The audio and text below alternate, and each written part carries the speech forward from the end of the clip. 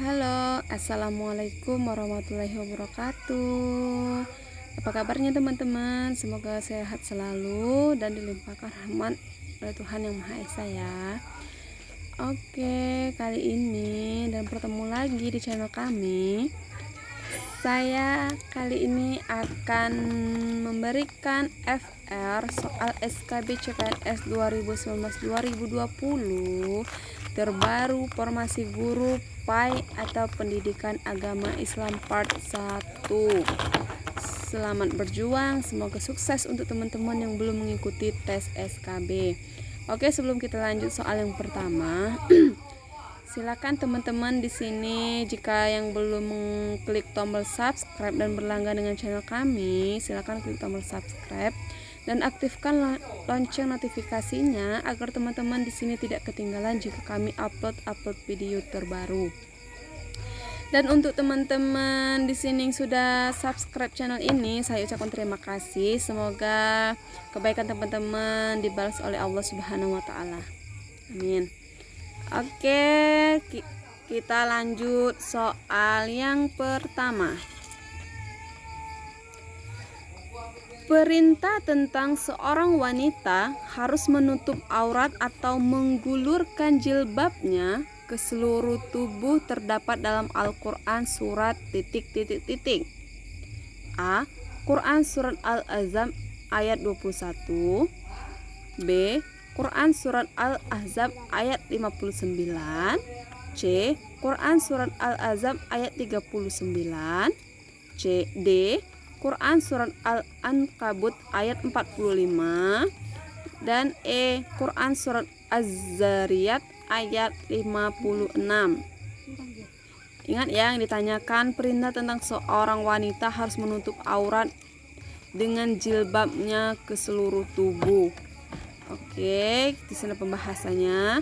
Untuk opsi A, menyampaikan bahwa Rasulullah adalah suri tauladan yang baik atau yang sering disebut dengan uswatun hasanah.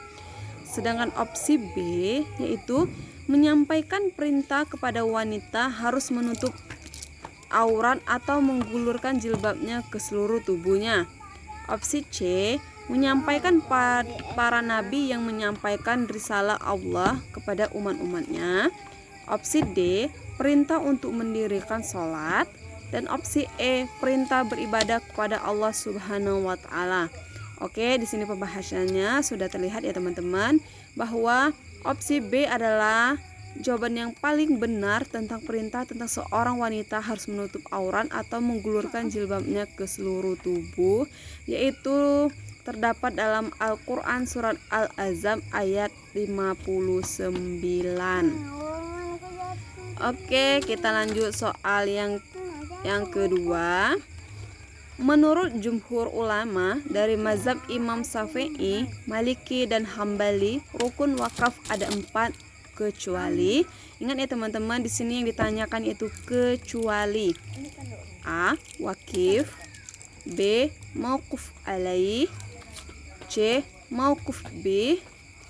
D. Sikhat. Dan E. Saksi mata. Oke, di sini rukun wakaf ada 4 ya, kecuali. Pembahasannya, opsi A, wakif, yaitu orang yang berwakaf atau memberikan wakaf. B. Mauquf alaih, yaitu orang yang menerima wakaf. C. Mauquf B, yaitu barang atau harta yang ingin diwakafkan. D. Sikhat, yaitu pernyataan atau ikrar wakif dan penerima wakaf. E. Saksi mata bukanlah rukun dari wakaf. Oke, di sini udah kelihatan ya, yang ditanyakan kecuali. Sedangkan ada 4 rukun wakaf, yaitu opsi A, B, C, dan D itu benar, dan kecuali yang bukan yaitu opsi E, saksi mata. Oke, kita lanjut soal yang ketiga. Berikut ini merupakan sholat sunnah munfarid kecuali ... A. Sholat duha. B. Sholat hajat. C. Sholat istiqoh. D. Sholat istikharah. Dan E. Sholat tahiyatul masjid. Oke, yang ditanyakan kecuali ya teman-teman. Oke, pembahasannya, di mana sholat sunnah munfarid itu adalah sholat yang dilakukan secara sendirian, bukan berjamaah ya teman-teman. Dan karena sholat istisqa yaitu bukan termasuk sholat sunnah munfarid. Jadi jawabannya udah jelas ya teman-teman, sholat istisqa. Sedangkan sholat duha, sholat hajat, sholat istikharah, dan sholat tahiyatul masjid adalah merupakan sholat sunnah munfarid. Oke, kita lanjut soal yang keempat. Transaksi jual beli suatu barang yang telah ditentukan spesifikasinya dengan pembayaran kontan atau cash, namun barangnya belum diserahkan pada pembeli atau konsumen disebut titik. A. Qirot, B. Khiyar, C. Salam, D. Ji'ala, dan E. Hiwala. Oke, di sini pembahasannya. Opsi A, qirot, adalah kerjasama dalam bentuk peminjaman modal tanpa bunga dengan perjanjian bagi hasil. Opsi B, khiyar, adalah pilihan bebas seseorang untuk memutuskan antara meneruskan atau membatalkan jual beli. Opsi C, yaitu salam, adalah akad jual beli barangnya dalam bentuk pesanan dengan pengiriman barang di kemudian hari dan telah dilunasi oleh pembeli. Opsi D, ji'ala, adalah sesuatu yang diberikan kepada orang lain karena sesuatu yang dilakukannya atau sama seperti upah, yang diberikan upah seperti itu.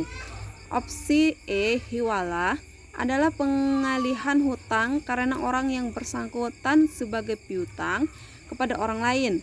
Jadi yang bersangkutan mengalihkan hutangnya kepada orang lain untuk menagihnya, seperti itu. Oke, di sini sudah kelihatan ya teman-teman dari pembahasan, yaitu opsi C, salam, adalah yang lebih tepat untuk menjawab soal nomor 4. Oke, kita lanjut soal yang kelima. Ayat Al-Quran yang paling relevan dengan ilmu fisika terdapat dalam titik. A. Al-Baqarah ayat 255. B. Quran surat Al-Hadid ayat 8. C. Quran surat Ibrahim ayat 7. D. Quran surat Yunus ayat 3. Dan E. Quran surat Saba ayat 10 sampai 11. Oke, kita lihat pembahasannya. Opsi A, Al-Baqarah ayat 255, yaitu berisi ayat yang menyampaikan tentang tauhid. Sedangkan opsi B, yaitu menyampaikan perintah beriman kepada Allah Subhanahu wa taala. Opsi C, tentang bersyukur kepada Allah Subhanahu wa taala. Opsi D, Quran surat Yunus ayat 3, yaitu penegasan bahwa Allah yang Maha Pencipta langit dan bumi dalam 6 masa. Opsi E, Quran surat Saba ayat 10 sampai 11, tentang ilmu fisika yang mana di dalamnya ada kalimat tentang baju besi dan ukuran paku dan lingkaran dan sebagainya. Oke, dalam pembahasannya udah terlihat bahwa Quran surat Saba ayat 10 sampai 11 adalah jawaban yang paling tepat untuk menjawab soal nomor 5. Oke, kita lanjut soal yang ke-6. Seorang sahabat yang bergelar singa padang pasir adalah titik. A. Abu Bakar, B. Umar bin Khattab, C. Utsman bin Affan, D. Ali bin Abi Thalib, E. Sa'ad bin Abi Waqqas. Oke, seorang sahabat yang bergelar singa padang pasir. Oke, di sini jawabannya, pembahasannya itu karena Umar bin Khattab merupakan khalifah kedua setelah Abu Bakar As-Siddiq. Jadi jawabannya itu B, Umar bin Khattab. Oke, lanjut soal selanjutnya 7. Tahun duka cita bagi Rasulullah Shallallahu Alaihi Wasallam dengan meninggalnya dua orang yang beliau cintai dan berperan penting dalam dakwanya, yaitu pertama Siti Khadijah dan Abu Thalib. Peristiwa di tahun itu disebut titik. A. Amul Badri. C. Amul Kabir. C. Amul Jaid. D. Amul Hijriyah. Dan E. Amul Husni. Oke, pembahasannya. Peristiwa tahun duka cita bagi Rasulullah terjadi tahun ke-10 kenabian beliau, di mana istri beliau Siti Khadijah dan paman beliau Abu Thalib meninggal dalam kurun waktu yang tidak berjauhan. Demikian tahun duka cita ini disebut dengan Amul Husni. Jadi jawabannya yaitu E, Amul Husni ya teman-teman. Oke, lanjut soal yang ke-8. Tokoh yang bergelar Sayyidina Panatagama Khalifatullah merupakan sultan muslim di Indonesia, yaitu pada Kesultanan titik. A. Banten. B. Cirebon. C. Kutai. D. Mataram.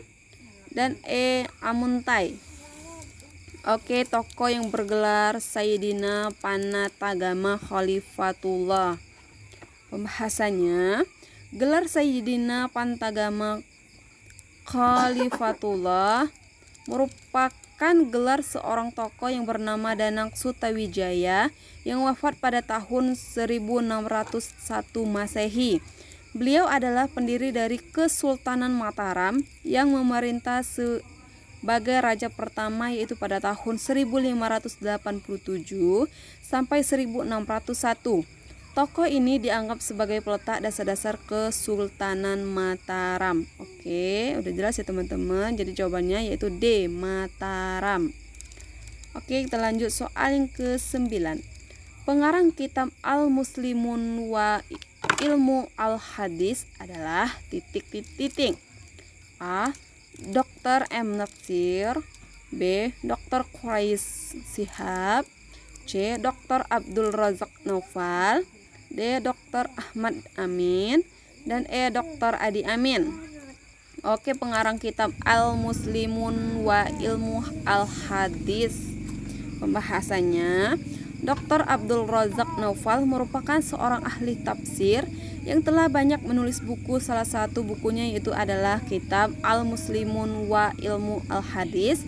Contoh dari penafsiran beliau misalnya pada surat Ar-Rahman ayat 33, kata sultan beliau tafsirkan sebagai ilmu pengetahuan dan ilmu teknologi.